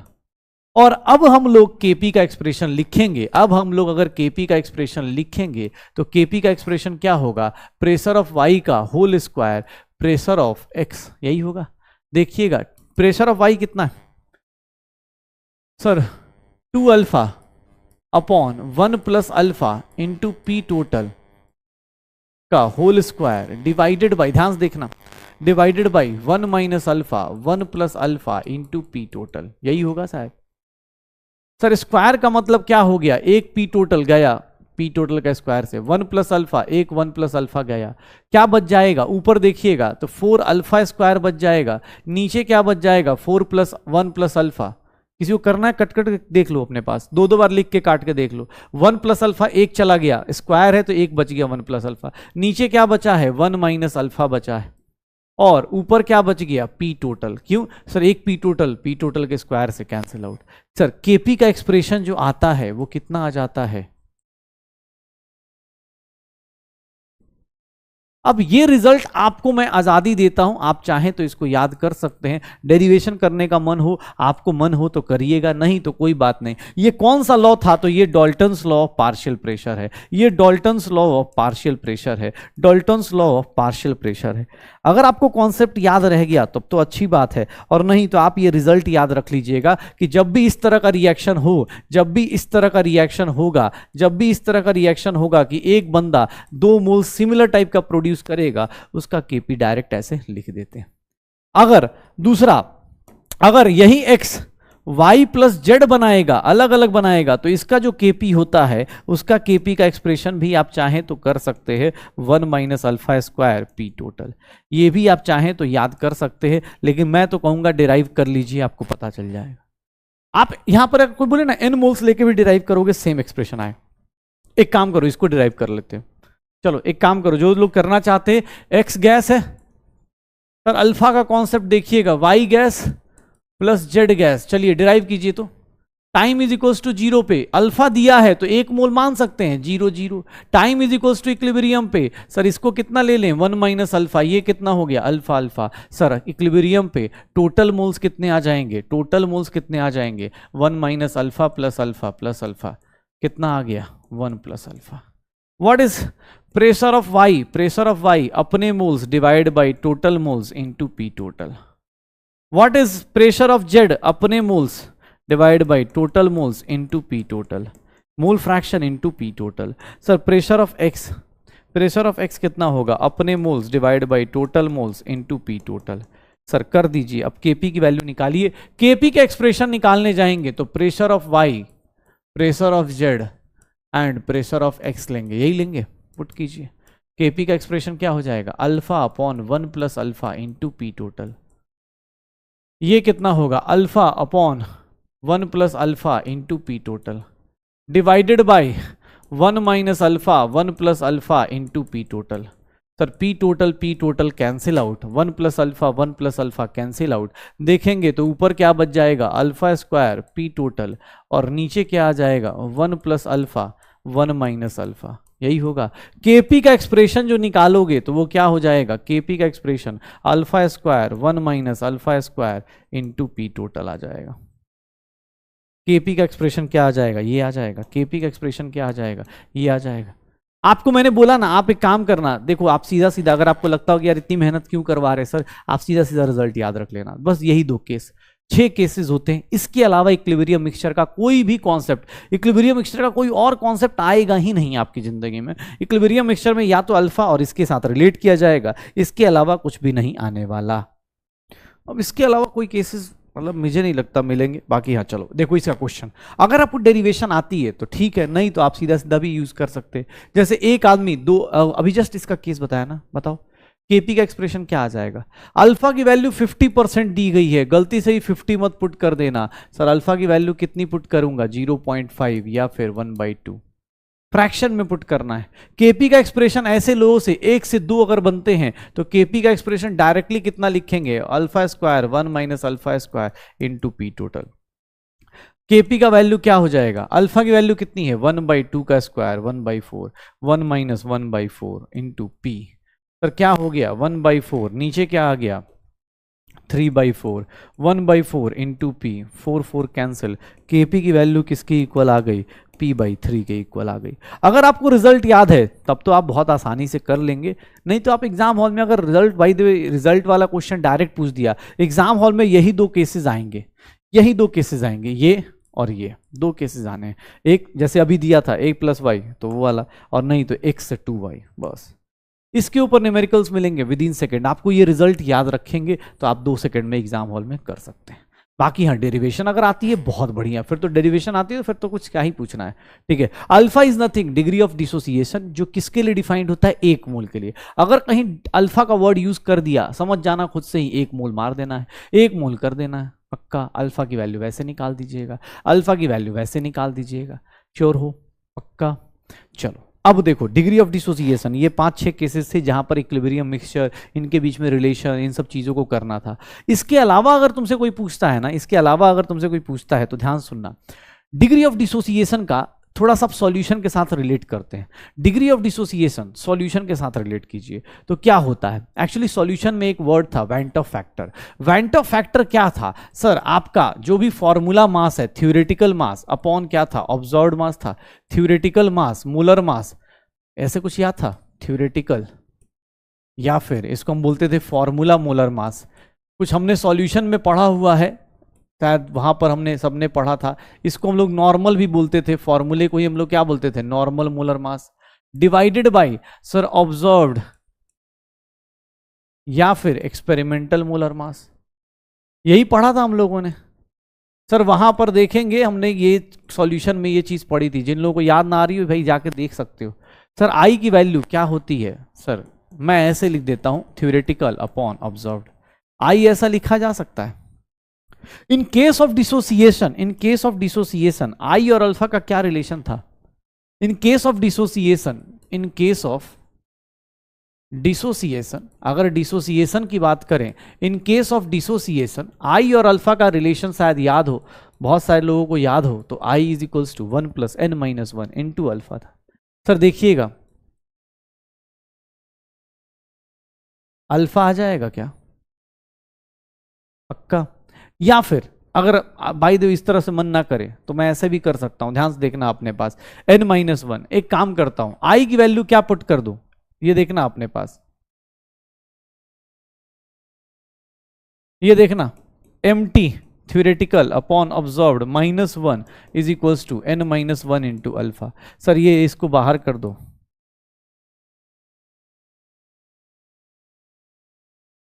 आपको एक direct formula भी मैं लिखवा सकता हूं, लेकिन हाँ भाई मैंने थोड़ा सा डिराइव इसलिए कर दिया ताकि जो लोग बोले कि अरे सर डायरेक्ट फॉर्मूला आपने कैसे लिखवा दिया। आपके 2 चैप्टर्स लिंक हो रहे हैं और कुछ नहीं। डिग्री ऑफ डिसोसिएशन और अल्फा के बीच का रिलेशन कैसे हो रहा है सर, मोलर मास और वेपर डेंसिटी के साथ रिलेट किया जा रहा है। What is T, T is theoretical mass, mt is what, theoretical mass, और वो मतलब observed molar mass. What is n, n क्या था, याद करो n क्या था सर, n क्या था sir, where n is, where n is number of particles after dissociation from 1 mole। 1 mole से कितना डिसोसिएट होके बना, याद रखिएगा 1 मोल, 2 मोल का मत कर दीजिएगा, क्योंकि जब भी डिफाइन हो रहा है अल्फा अल्फा 1 मोल के रिस्पेक्ट में हो रहा है। तो 1 मोल के डिसोसिएशन से कितने पार्टिकल्स बनते हैं, वही नंबर ऑफ पार्टिकल्स को क्या बोलते हैं, n-1 पक्का। अल्फा की वैल्यू ये आ गई। अच्छा एक चीज और, अब यहां देखिएगा सर, सब लोग जानते हैं vapour density is nothing. Vapour density की बात करी जाए तो गैस के केस में क्या बोला जाता है कि सर मोलर मास बाई 2 कर दिया जाता है। Vapour density directly proportional to this होता है। Similarly capital D is theoretical vapour density. Theoretical vapour density क्या हो जाएगा sir, theoretical molar mass upon 2। Sir small density is known as observed, या एग्जाम हॉल में ऑब्जर्व्ड वेपर डेंसिटी, ये क्या हो जाएगा m0/2। सर इन दोनों को अगर उठा के डाल दूं तो अल्फा का एक और फॉर्मूला आ जाएगा, d - d n-1 into D. Sir आपकी मर्जी है, आप चाहें तो आप जिस फॉर्मूले से चाहें उस फॉर्मूले से न्यूमेरिकल सॉल्व कर सकते हैं। इस थ्योरेटिकल मोलर मास दिया है सॉल्यूशन में, देखो 2 चैप्टर मिक्स हुए, सॉल्यूशन से भी डिग्री ऑफ डिसोसिएशन आ सकता था और सर यहां से भी डिग्री ऑफ डिसोसिएशन आ सकता है। मैंने क्या करा, मैंने इन दोनों केस में डिग्री ऑफ डिसोसिएशन को सही से देखा। मैंने कहा यार एक काम करता हूं, मैं degree of dissociation theoretical molar mass minus observed molar mass upon n-1 into this कर सकता हूं। या फिर अगर मैं थ्योरेटिकल मोलर मास, अगर भाई वेपर डेंसिटी भी तो रिलेट करता है थ्योरेटिकल मोलर मास ये सब चीजों से, तो रिलेट करा दूंगा। सर देखो ना अल्फा की वैल्यू यहां से भी निकाल सकता हूं। Capital D is what sir, theoretical vapour density. Theoretical vapour density exam hall में नहीं दी जाती है। थ्योरेटिकल मोलर मास कभी एग्जाम हॉल में नहीं दिया जाता। थ्योरेटिकल मोलर मास, formula molar mass, theoretical vapour density, formula vapour density, ये सब आप फॉर्मूले से निकालते हैं। उसको दिया थोड़ी ना जाएगा। आप एग्जाम हॉल में देखेंगे कौन सा कंपाउंड रिएक्ट कर रहा है, उसका फॉर्मूला से निकाल लीजिए, उसके फॉर्मूले से उसका मोलर मास निकाल दीजिए। पक्का? चलिए देखिएगा, जैसे ये क्वेश्चन दिया है। अब एग्जाम हॉल में N2O4 का मास नहीं दिया होगा, आपको खुद से निकालना पड़ेगा कि N2O4 भाई कैसा है, N2O4 भाई कैसा है, वो देखिए और फिर उसके हिसाब से निकालिए। ठीक है, उसके हिसाब से निकालिए, हो जाएगा। क्या होगा? तो observe molar mass of N2O4 80 ग्राम दिया हुआ है, मतलब सर MO दिया हुआ है 80। Sir what is theoretical molar mass? MT की वैल्यू कितनी होगी? N2O4 का निकालो, 28 प्लस 64, 28 प्लस 64 92 आ जाएगा। सर एक मोल से कितने बन रहे हैं? N का नंबर कितना है? यहाँ पर 2 है, तो सर अल्फा की वैल्यू क्या होगी? D minus D, sorry MT minus M0। अब पुट करो N minus 1 into M0। Sir कितना हो गया? 92 माइनस 80 डिवाइडेड बाई 2 माइनस 1, 1 ही हो गया, और ये कितना हो गया? 80।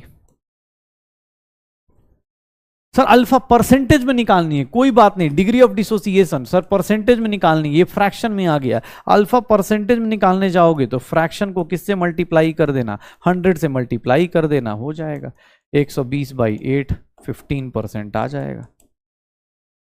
15% आ गया। डिग्री ऑफ डिसोसिएशन सामने वाले का कितना है? 15% है, डिग्री ऑफ डिसोसिएशन 15% है। तो वेपर डेंसिटी दी हो, मोलर मास दिया हो, निकालते रहो। सर थ्योरेटिकल मोलर मास कभी नहीं दिया जाता। सेम क्वेश्चन में देखना, सर जो दिया हुआ डेंसिटी है ये कौन सा डेंसिटी है? सर स्मॉल डी है। क्यों? क्योंकि सर ये दिया हुआ है।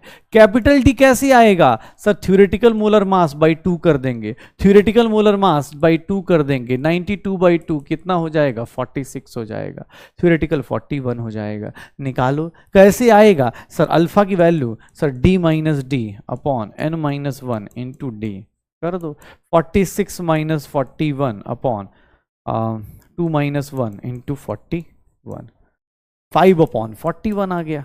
परसेंटेज में निकालना है तो परसेंटेज के लिए क्या करते हैं? फ्रैक्शन वाली वैल्यू को किससे मल्टीप्लाई कर देते हैं? 100 से मल्टीप्लाई कर देते हैं। निकाल दो सर, 500 मतलब 1/8 हो गया, 1/8 सर कितना आ जाएगा? 1/8 12.5 के आसपास पहुंच जाएगा, 12.25 के आसपास हो जाएगा। तो डिग्री ऑफ डिसोसिएशन अल्फा निकालने का एक तरीका ये भी है, थ्योरेटिकल मोलर मास और सर थ्योरेटिकल वेपर डेंसिटी, इन सब से भी निकाल सकते हैं हम लोग, आराम से निकाल सकते हैं। बस फॉर्मूला सही से यूज कीजिएगा, सही जगह बिठाइएगा, नहीं तो दिक्कत आ जाएगी। पक्का? चलिए अब देखिएगा, तो लास्ट चीज जो इक्विलिब्रियम को ऊपर बहुत ज्यादा रिएक्शन कराता है, इक्विलिब्रियम को बताता है, सुनिएगा। कहानी है, सत्संग है, अब न्यूमेरिकल्स आपके खत्म हो चुके, सत्संग सुनिएगा, फिर समझिएगा, फिर इसके क्वेश्चंस आपको बहुत प्यारे प्यारे से मिलेंगे और बहुत ईजी से मिलेंगे। इक्विलिब्रियम की बात करते हैं। सर इक्विलिब्रियम में हमने एक चीज पढ़ी थी कि इक्विलिब्रियम में ना, देखो इक्विलिब्रियम कांस्टेंट की वैल्यू चेंज नहीं करती। अगर आप कॉन्सेंट्रेशन, वॉल्यूम, प्रेशर इन सबको चेंज करोगे ना, तो किसी रिएक्शन का अगर आपने इक्विलिब्रियम कांस्टेंट निकाल दिया है वो चेंज नहीं करेगा। हाँ इक्विलिब्रियम शिफ्ट हो सकता है, डिस्टर्ब करोगे। मान लो तुम नींद में सोए हुए थे और घर वाले मान लो क्या करते हैं, अभी हल्की ठंडी हल्की सर्दी लग रही होती सुबह सुबह, तो घर वाले मान लो तुम चादर उड़ के सोए हो, तो घर वाले खींचने की कोशिश करते, तुम क्या करते हो? उसका अपोज करते हो ना। मान लो घर वाले उठाने की कोशिश करते, देखा वो छोटे भाई के साथ क्या हो रहा होता है, उसको उठा दिया जाता है, फिर भी आंखें बंद करके खड़ा रहता है कि हाँ कुछ देर तो और सोऊंगा। ऐसा ही होता है। पक्का? तो यही हालत यहां पर है। सर हम जो चीज करने की कोशिश करेंगे उसका अपोजिशन करना है। इक्विलिब्रियम डिस्टर्ब करने की कोई भी कोशिश करी जाएगी ना, कोई भी कोशिश करेगा, चाहे मैं करूं तुम करो, किसी भी टाइप की कोशिश करोगे, उसको हम लोग क्या करेंगे? बस एक कसम खा लेंगे कि इसका अपोज करना है। और ये कसम सबसे पहले किसने खाई थी? तो ये कसम खाई थी सबसे पहले ली चैटलियर्स ने। ली चैटलियर्स ने क्या बोल दिया कि भैया सुनिएगा, ली चैटलियर्स ने बोला कि भैया हम ना, सीधी सी बात है, ली चैटलियर्स ने बोला कि भाई साहब सुनिए, अगर आप किस सिस्टम में थोड़ा सा भी चेंज करेंगे, अगर कोई सिस्टम इक्विलिब्रियम पे है, ठीक है, अगर उसमें थोड़ा सा भी चेंज करेंगे तो इक्विलिब्रियम उस डायरेक्शन में शिफ्ट होगा जहां पर वो क्या कर पाए? मिनिमाइज कर पाए। किसके इफेक्ट को मिनिमाइज कर पाए? इफेक्ट ऑफ चेंज को मिनिमाइज कर पाए। इफेक्ट ऑफ चेंज को मिनिमाइज कर पाए। किसको मिनिमाइज कर पाए? इफेक्ट ऑफ चेंज को मिनिमाइज कर पाए। ये क्या मिनिमाइज कर पाए? Effect of change applied. किसको? सर उस चेंज को मिनिमाइज करने की कोशिश किया जाए। ध्यान सुनिएगा, बहुत बहुत ही इंपॉर्टेंट और बहुत छोटू सा कॉन्सेप्ट है। क्वेश्चन मैं सच बताऊं तो 2021 में आया है, शायद 22-23 हो गया, 24 में आ सकता है, तो प्लीज थोड़ा ध्यान, बहुत प्यारा सा क्वेश्चन है। सर सुनिएगा, यहां पर देखिएगा क्या होता है। मान लो ये रिएक्टेंट है और ये दोनों भाई लोग अपना रिएक्टेंट और प्रोडक्ट आराम से इक्विलिब्रियम में है। जैसे तुम हो, तुम अपनी नींद के साथ इक्विलिब्रियम में हो, तुम अपनी वास्तविक जिंदगी भूल चुके हो, सिलेक्शन हो चुका है, उधर नींद में आराम से कॉलेज में स्टेथोस्कोप लगा के सपने सोच रहे हैं। अब घर वाले आ गए, तुम और तुम्हारा सपना आपस में इक्विलिब्रियम में। अब घर वाले आए, वो तुम्हें उठाने की कोशिश कर रहे हैं। अब तुम्हें उठाने की कोशिश करेंगे, तुम क्या कर रहे हो? ठीक है, उठ रहा हूं। तुम्हारे सपने को ताना मारने की कोशिश किया जाए कि उठ जा भाई, डॉक्टर बन जा। तुम उसको भी अरे डॉक्टर तो बन चुका हूं, सपने में बन चुका हूं। ठीक है, यही करने वाले हो, अपोजिशन ही करने वाले हो। सेम केस यहां पर, अगर मैंने यहां पर किसी को भी डिस्टर्ब करा, मान लो रिएक्टेंट ज्यादा कर दिया, अगर ये इक्विलिब्रियम पे है, अब रिएक्टेंट मैंने कहा कि रिएक्टेंट ज्यादा कर दो, रिएक्टेंट मैंने कहा ज्यादा हो गया, चलो नहीं उठ रहे ना, रिएक्टेंट ज्यादा कर दो। रिएक्टेंट जैसे ही ज्यादा करूंगा क्या होगा? तुम करोगे अच्छा ऐसे कैसे, रिएक्टेंट ज्यादा कर दिया सर, आपने मुझे डिस्टर्ब किया, ये लीजिए रिएक्टेंट ज्यादा किया ना आपने, मैं फटाफट प्रोडक्ट बनाऊंगा ताकि रिएक्टेंट जो आपने ज्यादा किया ना उसको मैं कम कर दूंगा। कैसे? अब कम कैसे कर दोगे? रिएक्टेंट ज्यादा किया, कम कैसे कर सकते हो? सर रिएक्शन को खूब सारा फॉरवर्ड डायरेक्शन में ले जाओ, क्योंकि रिएक्टेंट कम हो जाएगा। रिएक्टेंट कैसे कम हो सकता है रिएक्शन में? सर फॉरवर्ड डायरेक्शन में ले जाओ। अगर मैंने रिएक्टेंट ज्यादा किया सर, रिएक्शन क्या हो जाएगी? सर रिएक्शन मैं ऐसे लिख देता हूं, फॉरवर्ड डायरेक्शन इंक्रीज हो जाएगी, फॉरवर्ड डायरेक्शन में बढ़ जाएगी। सर अगर मैंने प्रोडक्ट ज्यादा कर दिया, सोचो मैंने प्रोडक्ट बढ़ा दिया, मैंने कहा यार इस आदमी को उठाना है, कैसे करूं? प्रोडक्ट ज्यादा कर दिया, अब तुम फिर से प्रोडक्ट ज्यादा कर रहे हो, आप मेरा प्रोडक्ट साइड ज्यादा कर रहे हो, उस साइड ज्यादा कर रहे हो, उसको कम कर सकता हूं मैं। कैसे कम कर सकते हो? कैसे कम कर सकते हो? सर फटाफट उसको पीछे लेके आओ। तो सर इधर क्या बढ़ा दोगे? बैकवर्ड डायरेक्शन में चले जाओगे। क्या चले जाओगे? बैकवर्ड डायरेक्शन में चले जाओगे। इस पूरे टॉपिक में फॉरवर्ड और बैकवर्ड का ही गेम है, कब कहां जाना है बस ये दिमाग में बिठा लो, मुझे बस अपोजिशन करना है। मैंने बोला कि मैं ये बढ़ाऊंगा, तुम पीछे बढ़ गए, नहीं सर आप बढ़ाएंगे, रिएक्टेंट बढ़ाएंगे, मैं कम कर दूंगा। कहां ले जाओगे? फॉरवर्ड। प्रोडक्ट बढ़ाओगे, कम कर दूंगा।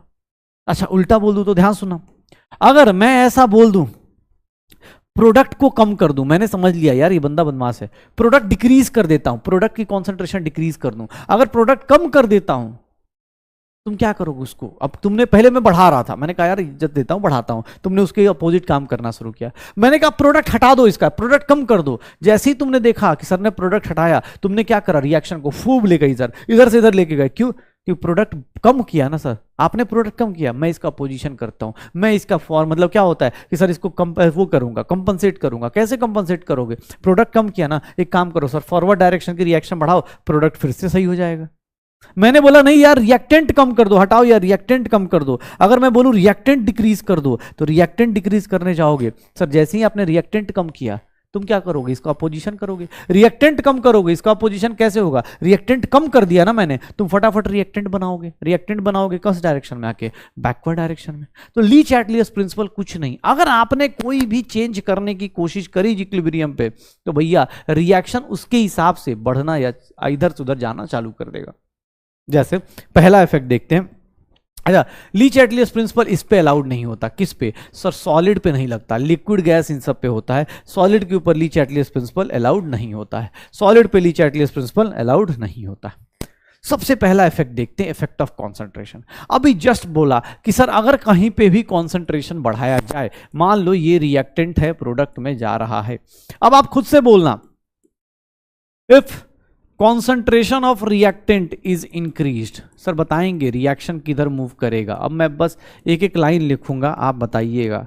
अगर concentration of product is increased, reaction किधर जाएगा? खुद से सोचिए, ट्राई कीजिए।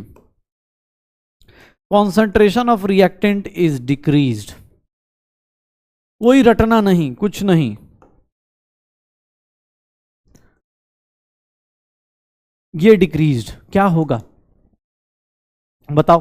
किधर मूव करेगा रिएक्शन? किधर मूव करेगा? रिएक्टेंट अगर इंक्रीज हुआ, रिएक्टेंट बढ़ा, तो तुम उसको कम करोगे किस डायरेक्शन में ले जाके? सर फॉरवर्ड डायरेक्शन में।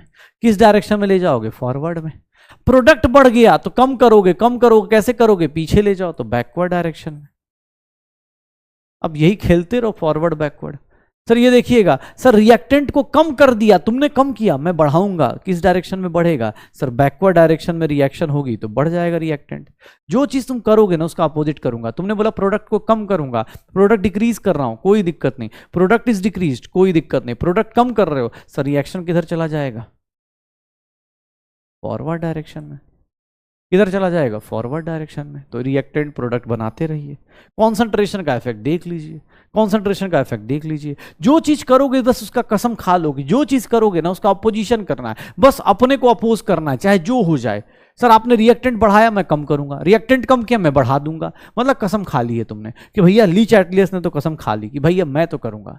सेम चीज टेम्परेचर में लगा देना, बस टेम्परेचर को किसके साथ लेके चलना है, टेम्परेचर का इफेक्ट किसके साथ लेके चलना है। कहीं बोला जाए टेम्परेचर इंक्रीज कर रहे हैं, कहीं ऐसा लिखा जाए टेम्परेचर इंक्रीज कर रहे हैं, तो अंडरस्टूड है कि हीट इंक्रीज होगी। अगर मैं लिख रहा हूं टेम्परेचर डिक्रीज कर रहे हैं तो तुम खुद समझ जाओगे हीट क्या होगी, डिक्रीज होगी। अब ध्यान सुनना, अब इसमें कुछ ऐसा नहीं है, देखिएगा आपको रटना हो रट सकते हैं, लेकिन देखिएगा ये देखना, सर ये रिएक्शन दिया हुआ है, सर इसमें हम लोग क्या बोलते हैं, सर जो फॉरवर्ड रिएक्शन है, ये जो फॉरवर्ड रिएक्शन है, ये फॉरवर्ड रिएक्शन क्या है, एक्सोथर्मिक है, हीट रिलीज कर रहा है ना भाई साहब। और जो बैकवर्ड रिएक्शन है ये क्या है, एंडोथर्मिक है क्या। जो बैकवर्ड रिएक्शन है ये क्या है, एंडोथर्मिक है क्या। बैकवर्ड रिएक्शन क्या है, एंडोथर्मिक है क्या। बैकवर्ड रिएक्शन एंडोथर्मिक है क्या। बैकवर्ड रिएक्शन एंडोथर्मिक है क्या, पक्का। सर रिएक्टेंट प्रोडक्ट, इस रिएक्शन को देखोगे तो डेल्टा, फॉरवर्ड में जाते टाइम क्या है एक्सो, और बैकवर्ड में आते टाइम क्या है एंडो। अब तुम सिंपल सा कॉन्सेप्ट लगाना, अगर मैंने तुम्हें बोल दिया कि मैंने टेम्परेचर राइज किया, ध्यान सुनना सर, टेम्परेचर राइज किया, अगर मैंने टेम्परेचर को इंक्रीज किया, अगर मैंने टेम्परेचर इंक्रीज किया, ध्यान सुनना, टेम्परेचर अगर इंक्रीज करते हैं तो उस केस में सर क्या होगा, हीट बढ़ेगा। देखना हीट बढ़ा, प्रोडक्ट साइड बढ़ा, प्रोडक्ट साइड बढ़ा, तो रिएक्शन किधर जाएगी कि हीट कम हो जाए। सर रिएक्शन, टेम्परेचर अगर इंक्रीज किया तो रिएक्शन किधर मूव करेगी, reaction will move, reaction will move to किस साइड, सर किस साइड मूव करेगी, sir move to backward direction. अब कोई इसी को लिखना चाहे तो बोल सकता है कि सर टेम्परेचर बढ़ाएंगे तो कौन सा रिएक्शन बढ़ेगा, एंडोथर्मिक बढ़ेगा। अरे भाई क्यों रटना है, तुम सिंपल सा लॉजिक लगाओ, टेम्परेचर बढ़ाया मतलब हीट बढ़ा, हीट बढ़ा प्रोडक्ट साइड बढ़ गया, कम कर दो भाई। कैसे करोगे, बैकवर्ड आके। अगर मैं ऐसे बोल दूं कि सर टेम्परेचर इज डिक्रीज्ड, अगर टेम्परेचर डिक्रीज किया तो सर इस केस में reaction will move to, temperature decrease किया मतलब हीट कम हो गया। अब हीट कम हुआ तो तुम इसको क्या करोगे, ज्यादा करने की कोशिश करोगे, तो किस डायरेक्शन में मूव करोगे, सर फॉरवर्ड डायरेक्शन में मूव करोगे। किस डायरेक्शन में मूव करोगे, फॉरवर्ड डायरेक्शन में मूव करोगे। किस डायरेक्शन में मूव करोगे, फॉरवर्ड डायरेक्शन में मूव करोगे। पक्का देख लो यही होगा। टेम्परेचर इंक्रीज, अब तुम रटना चाहो रट लो कि सर टेम्परेचर बढ़ाते हैं, देखना एक बार, टेम्परेचर बढ़ाएंगे तो सर किस डायरेक्शन का रिएक्शन बढ़ जाता है, एंडोथर्मिक का, एंडोथर्मिक रिएक्शन बढ़ जाती है। और टेम्परेचर कम करेंगे तो एक्सोथर्मिक बढ़ जाती है। ठीक है, टेम्परेचर कम करेंगे तो एक्सोथर्मिक रिएक्शन बढ़ जाएगी। अब तुम चाहो तो इसको रट लेना, मैं तो नहीं रटने के लिए बोलूंगा भाई। क्यों, क्योंकि सर आप ना सिंपल लॉजिक लगा के जो क्वेश्चन हो सकता है उसको क्यों रटना है। सिंपल सा देखना, मान लो ये क्वेश्चन देता हूं,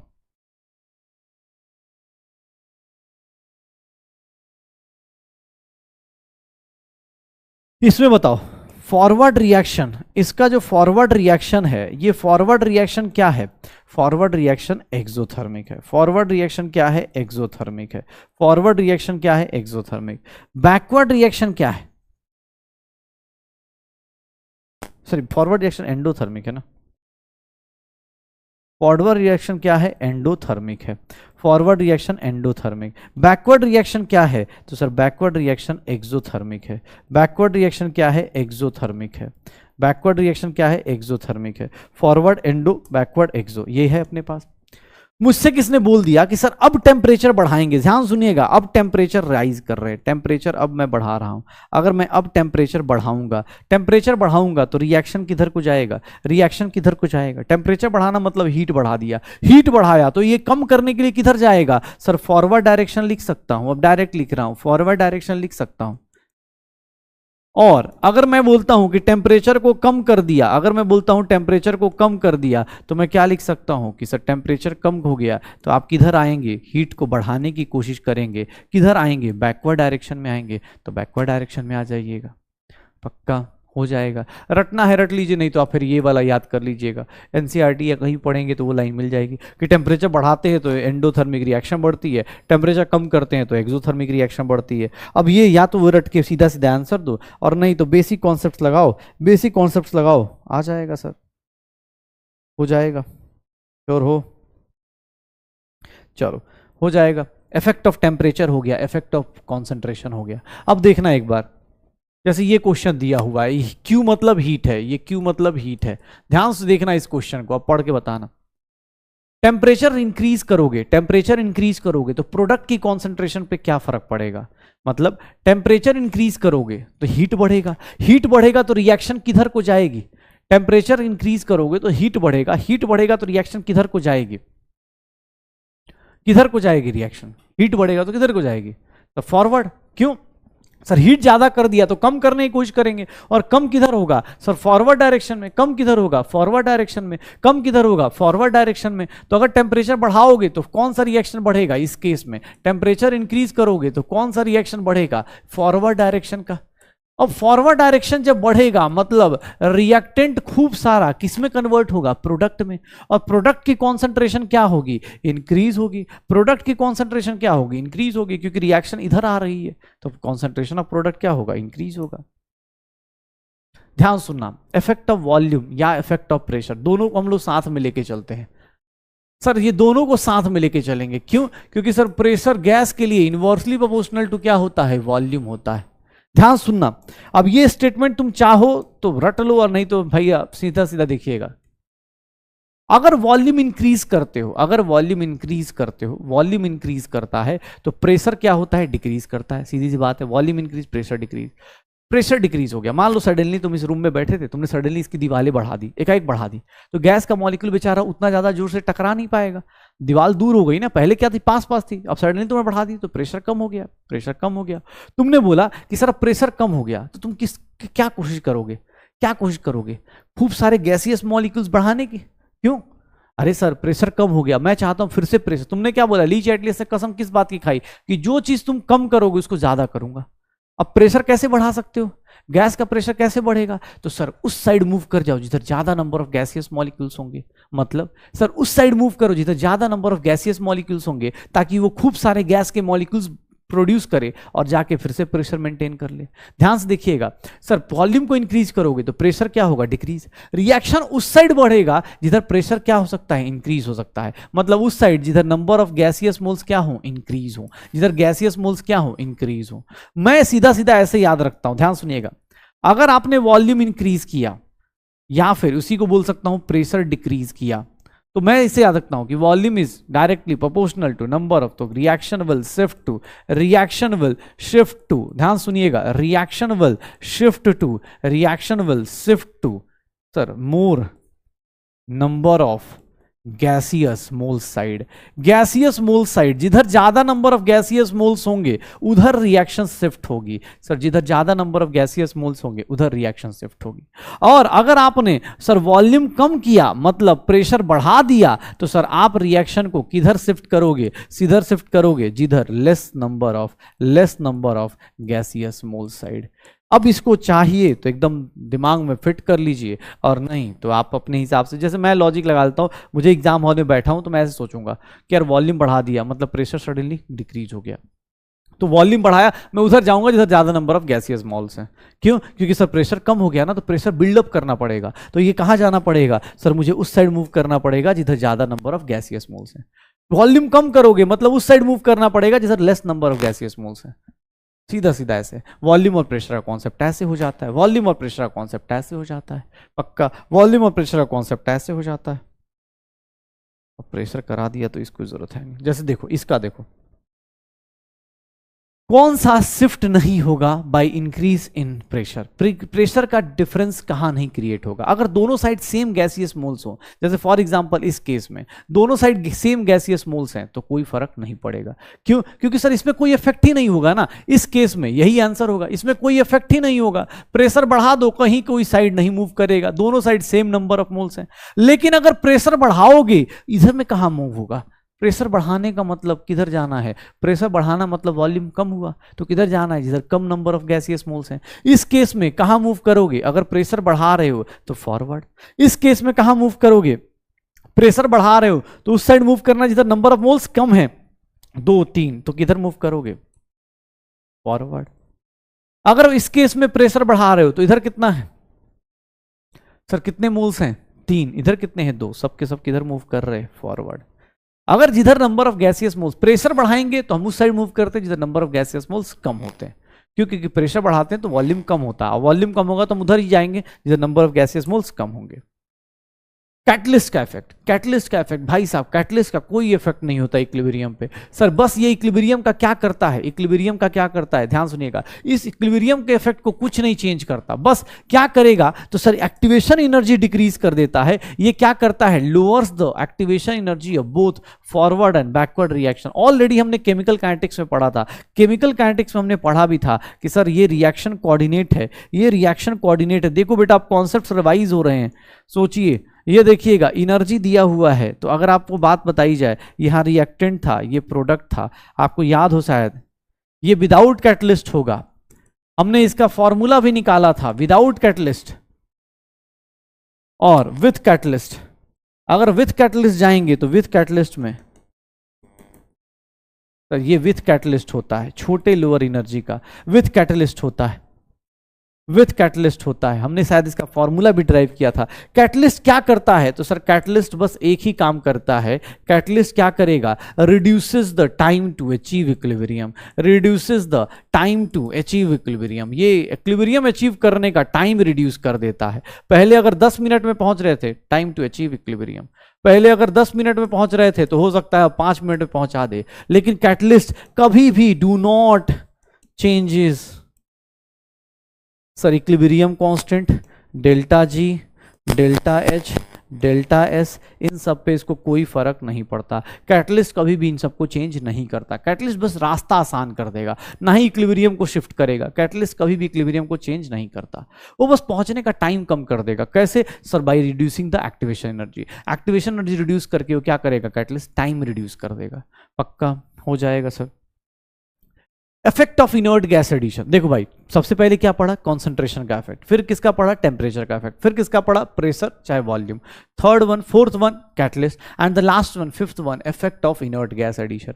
इनर्ट गैस एडिशन करने से क्या फर्क पड़ता है, इनर्ट गैस एडिशन अगर कांस्टेंट वॉल्यूम पे ऐड करते हो, इनर्ट गैस ऐसे भी किससे रिएक्शन नहीं करता। इनर्ट गैस मतलब सोच रहे हो घर में एक ऐसा आदमी आना जो तुमसे बात नहीं करता और तुम्हें कुछ डिस्टर्ब भी नहीं कर रहा। मान लो तुम अपना पढ़ाई करो, मान लो ऐसे पढ़ाई कर रहे हो, ठीक है, बैठे हुए अपना कुछ कर रहे हो, आया वो अपना कोने में बैठा हुआ है। कोई ऐसे रिश्तेदार होते हैं ना जिनसे हमें फर्क नहीं पड़ता, वो आए अपना बैठे हुए कहीं भी, हमें फर्क नहीं पड़ता। तो तुम्हारा कांस्टेंट वॉल्यूम है, तुम्हें कोई फर्क नहीं पड़ता, तो तुम्हें क्या होगा, सर कोई इफेक्ट नहीं, इनर्ट गैस ऐड कर लीजिए, हमें क्या फर्क पड़ रहा है, पड़ा रहेगा शांति से। लेकिन अब कोई रिश्तेदार आए, वो क्या कर रहा है, अब तुम्हारे वॉल्यूम को चेंज करने लगे। मतलब मान लो कोई आया, जैसे कोई रिश्तेदार, हमें कौन से रिश्तेदार ज्यादा पसंद होते हैं, जो आए और चुपके से मतलब उधर साइड में बैठा रहे, हमें डिस्टर्ब ना करे, हमसे ज्यादा क्वेश्चन ना पूछे। अब एक बंदा आया, वो बोल रहा है पता है, जैसे मान लो किताब, क्या पढ़ने आए हो, प्रेशर कांस्टेंट है, मतलब पढ़ाई का प्रेशर तो कांस्टेंट ही है, पहले भी था, लेकिन अब तुम्हारा क्या हो गया, अब देखोगे, अब क्या पढ़ने आए हो, मैं यहाँ बैठ जाऊँ तुम्हारे साथ मोबाइल देख लूँ, अब तुम्हारा क्या हो जाएगा। एक होता है ना इरिटेटिंग, हाई घर में अपने दोस्त आ जाते हैं, रिश्तेदार आ जाते हैं, तो कांस्टेंट प्रेशर वाले। ध्यान सुनिएगा, अगर आपका प्रेशर कांस्टेंट है तो इस केस में क्या होगा, इनर्ट गैस आके ना आपकी अंदर आके घुसना शुरू करेगा। मान लो पहले आप और आपकी किताब इतनी दूरी पे थे, तो अब क्या होगा, इसके बीच में आएगा, भाई कौन सा किससे पढ़ रहे हो, क्या पढ़ रहे हो। अब भाई तुम्हें इरिटेशन होगी, क्या हो रहा है सर, इनर्ट गैस पहले आया, कांस्टेंट वॉल्यूम था, तुम्हें टेंशन नहीं, अब तुम्हें क्या करना पड़ेगा, उठ के उधर से उधर जाना पड़ेगा, इधर से उधर जाना पड़ेगा। प्रेशर कांस्टेंट है लेकिन अभी भी वॉल्यूम चेंज हो रहा है, क्यों, बिकॉज इनर्ट गैस ऐड हो गया और वॉल्यूम बढ़ा, वॉल्यूम बढ़ा, वॉल्यूम बढ़ा, तो हम किधर मूव करते हैं, वॉल्यूम इंक्रीज हुआ तो रिएक्शन किधर शिफ्ट करती है, जस्ट अभी पढ़ा, reaction will move to sir more number of gaseous mole side, more number of gaseous mole side. तो inert gas addition constant volume पे सर कोई फर्क नहीं पड़ता, लेकिन अगर आपको बोला जाए सर कांस्टेंट प्रेशर पे बोला जाए तो सर वॉल्यूम बढ़ेगा, वॉल्यूम बढ़ेगा, तो उस केस में सर रिएक्शन किधर मूव करेगी, more number of gaseous mole side, किधर मूव करेगी, more number of gaseous mole side. पक्का। तो इनर्ट गैस एडिशन जो होता है, inert gas addition at constant volume at constant pressure चलता है, at constant volume at constant pressure चलता है, ये ध्यान रखना। पक्का। बस यही 5 लोगों का इफेक्ट है, यही 5 लोगों का इफेक्ट होता है, इन्हीं 5 लोगों के इफेक्ट पे ही पूरी कहानी चलती है, इन्हीं 5 लोगों के इफेक्ट पे ही पूरी कहानी चलती है। जैसे फॉर एग्जांपल देखिएगा, क्वेश्चंस देखते हैं कुछ। ये क्वेश्चन देखिए, आया हुआ क्वेश्चन है, ध्यान सुनिएगा, ये आया हुआ क्वेश्चन है, दो चीजें मिक्स की जा रही हैं। Which one of the following statement is not correct, कौन सा स्टेटमेंट नहीं सही है, which of the following statement is not correct, बताओ। शायद पहला ही स्टेटमेंट दिख रहा हो, पहला ही स्टेटमेंट दिख गया ना अपने को कि sir value of equilibrium constant को कैटलिस्ट से कोई फर्क नहीं पड़ता। बाकी ये रिएक्शंस आपको ही पता है, बायोमोलिक्यूल्स आप पढ़ते हो वहां से भी आ जाती हैं, नहीं भी पता तो पहले ऑप्शन से ही पता है अपने को कि यार गलत है ये। सर ये देखिएगा, इस रिएक्शन का ना इंथैल्पी दिया हुआ है, थोड़ा सा टाइपिंग एरर है भाई, अब थोड़ा सा देख लेना यार, सब जगह रिएक्शन ना इक्विलिब्रियम साइन होना चाहिए।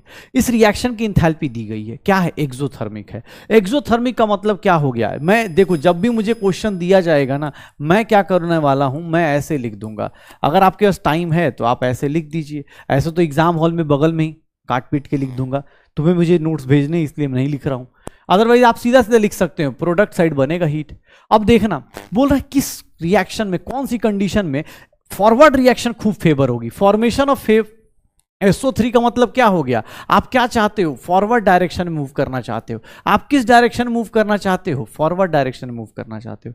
फॉरवर्ड डायरेक्शन में कैसे मूव करोगे, देखना कैसे मूव करोगे। सर देखिएगा, टेम्परेचर बढ़ाएंगे तो हीट बढ़ जाएगा, टेम्परेचर बढ़ाएंगे हीट बढ़ेगा, तो हीट बढ़ेगा तो किधर चले जाओगे, बैकवर्ड। अगर टेम्परेचर बढ़ाओगे तो सर बैकवर्ड चले जाओगे, ये काम मत कर देना, हमें तो बैकवर्ड नहीं जाना।